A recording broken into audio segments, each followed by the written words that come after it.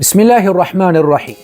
Për sa I përket vlerës së madhe të 10 ditëve të parë të muajit Dhulhijhe ku ne ndodhemi, mjafton të përmendim ajetet kuranore ku Allahu I Madhërisëm thot: pasha agimin, pasha 10 netët, pasha çiftin dhe pasha tekun.